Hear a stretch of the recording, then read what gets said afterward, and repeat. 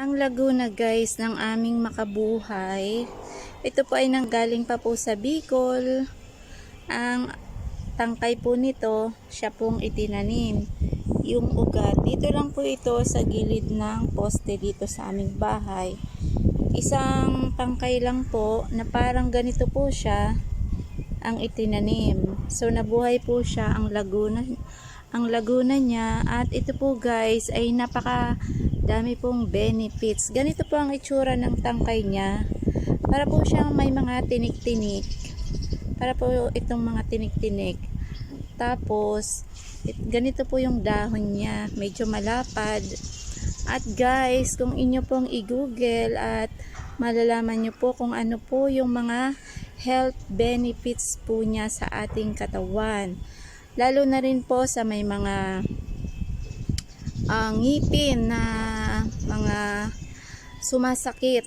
Yung pong tangkay na ito ay dinidikdik lang po ito, tapos ilalagay nyo lang po doon sa parteng may masakit ng ngipin at napaka-effective guys.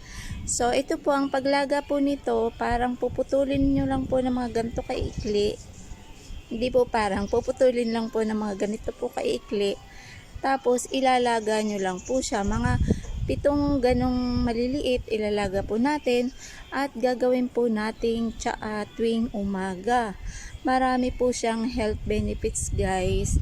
Maging po ang mga dahon niya ay gagayatin lang po natin ng maliliit at gagawin po nating tsaa. Sa umaga po guys, ang pag-inom nito before meal, 30 minutes before meal. Napakarami pong health benefits na yung high blood, diabetes, gout, arthritis, at marami pa pong iba.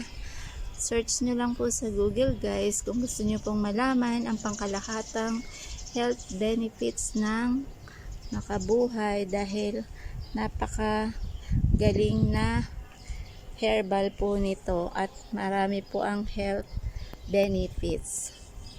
So ayun guys, kung gusto nyo po ng mga ganitong halaman guys, meron din po ito sa mga Lazada o Shopee na mga nabibili po, o pwede nyo pong orderin na mga tsaa na po siya at mga capsule. Pero mas maganda pa rin guys kung meron po tayong totoong tanim at alam po natin ito ay pure 100%.